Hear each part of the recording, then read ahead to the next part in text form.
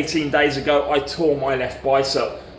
Grade 1, grade 2 tear. Not quite sure, but luckily it wasn't a full detachment of the bicep from the bone. Otherwise, well, we'd be having surgery now instead of training. But an injury is an injury and it needs to be looked after. But part of looking after something is not just complete rest, it's all about active rest. And so today what I'm going to be doing is, believe it or not, arms. Alright guys, so the principles behind this workout is going to be supersets and giant sets. Lots of volume because of course I'm not going to be able to shift huge weights today. So I'm going to do my dumbbell curls here like this, and I'm going to be doing the giant set. These are only 3 kilograms. The next dumbbell, 6 kilograms. The dumbbell after that, 9, and who knows, we may even get to 12 kilograms. And it's all about doing as many reps within each set up to a sort of acceptable limit. On this, because ultimately I would count each arm as 1 rep, I will go up to 60 reps, that's 30 reps per arm.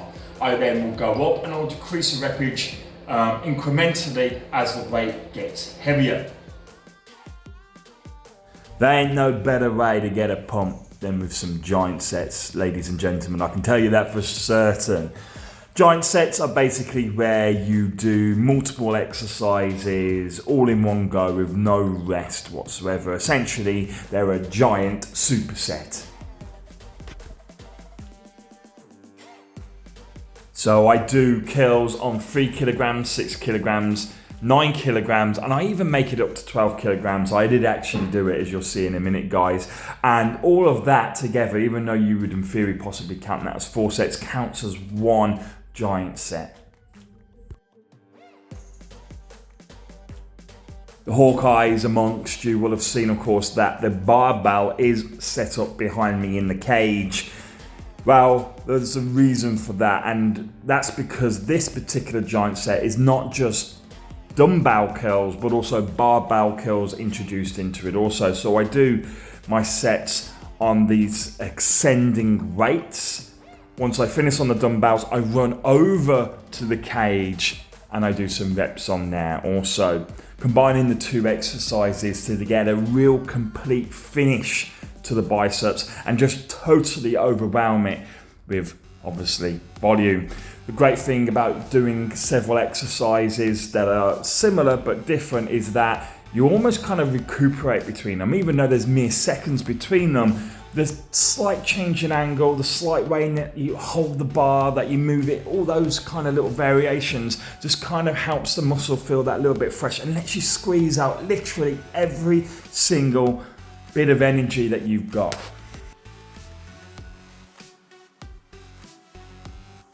Now, is it possible to overdo the repage? Yeah, absolutely, guys. Normally, a good rule of thumb is you do a maximum of 30 reps per exercise. That's not within the giant set, that's per set within each giant set, or within any set of any workout structure you're using. If you're doing more than 30 reps, the chances are the weight is too light. But bear in mind, guys, you've got to half the reps in this. So even though I'm saying I'm doing 40 reps, realistically, I'm actually only doing 20 reps per arm. So I am keeping to that maximum repage rule that I like to stick to. That's why I capped it at 60 reps on the first set. I could have done more, but you know, any more than that, and I'm just going to start burning muscle, and that's never a good thing.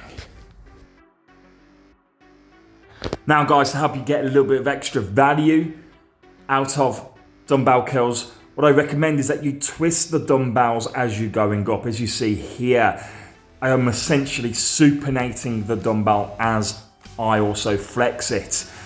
The advantage of doing this is that not only does it involve more muscle and that's more growth and more strength, but it actually helps split the heads, which is fantastic for bodybuilding. Then you run over to your next piece of kit, whatever you choose, but for me it's going to be barbell curls with bands attached to increase the resistance. This is a great builder of peaks to your biceps. If you want to look good for the girls, lads, this is what you do. Anything that is good for growth is also, of course, good for healing. So as I say, guys, This particular exercise is part of the giant set that you see before with the dumbbells. In between each rest period or so, I've also got some little grippers with a resistance of 150 pounds and 200 pounds. Well, I've got a full set, but they're the ones that I use. That way, even when I'm resting, I'm topping up that pump. Alright guys, so what I'm going to do next is I'm going to continue doing some barbell curls, okay? I like the straight bar. You can use an EZ bar if you want. It takes a little bit of pressure off the wrist, but that's the whole reason I like the straight bar, is because it puts a lot of pressure on the wrist and thus the forearms as a result. You want big strong forearms, guys, use a straight bar. So this is what we're aiming for, guys, yeah, basically. We want forearms like that. Popeye's up there for a damn good reason. Yeah, proper motivation that is. But the focus of this next movement is going to be the negative aspect of the lift. So the standard movement would be moving the bar against gravity upwards, okay, by contracting the biceps. But the negative part of the motion is controlling the descent down.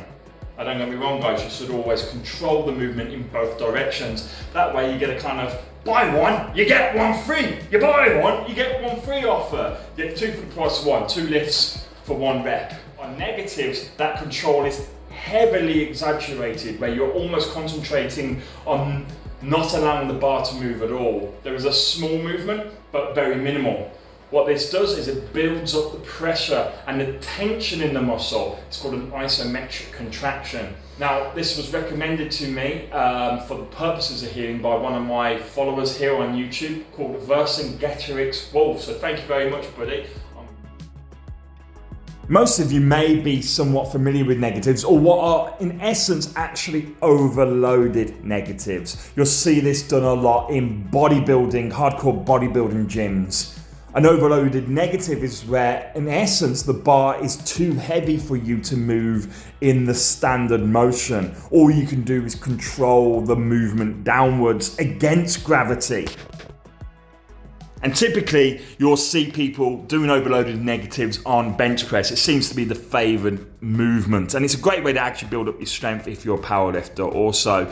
To do overloaded negatives though, you're gonna need a spot, guys. It doesn't matter what exercise you do it on, even if it's bicep curls, you need a spot, because of course you can't lift the weight upwards against gravity by yourself. You need someone to help you do it, and then ultimately you just control it down. It's a type of movement made very popular by Mr. Olympia Dorian Yates. If you haven't seen him before, I recommend watching Blood and Guts, his old training DVD, where he does a lot of overloaded negatives in that footage.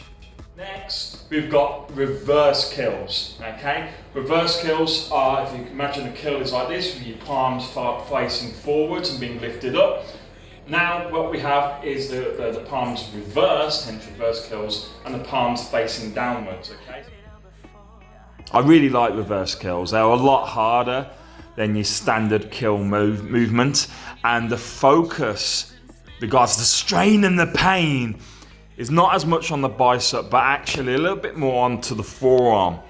As I showed you earlier, guys, Popeye is a particular inspiration to me, one of the ultimate male figures as far as I'm concerned, and having massive forearms is something that is just a personal desire, but something that is also very functional.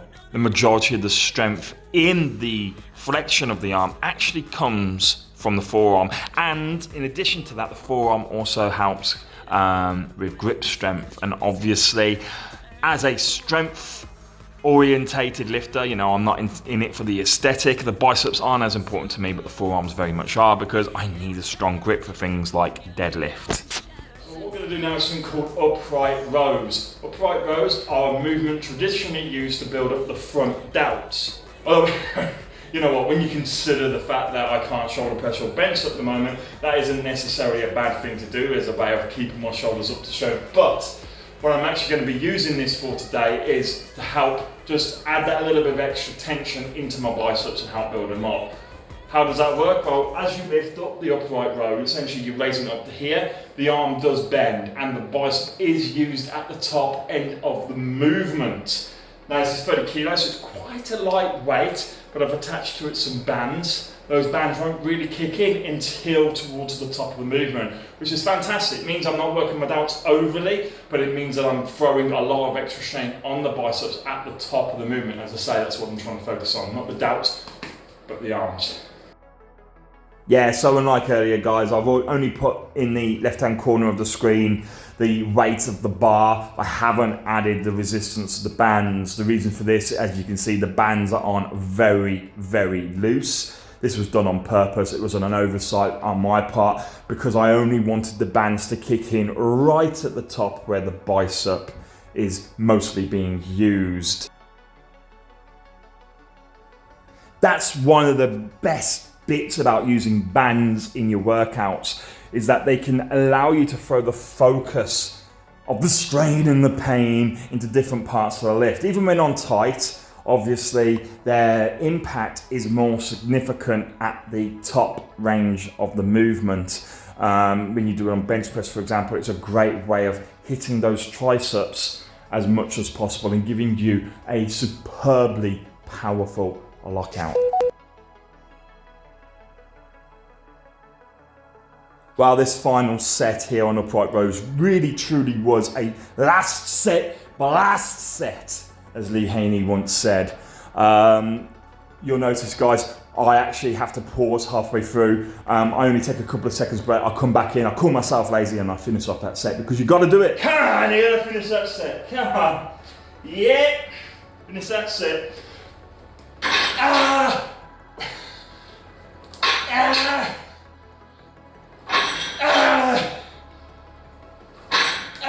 See, you had more in you, you lazy.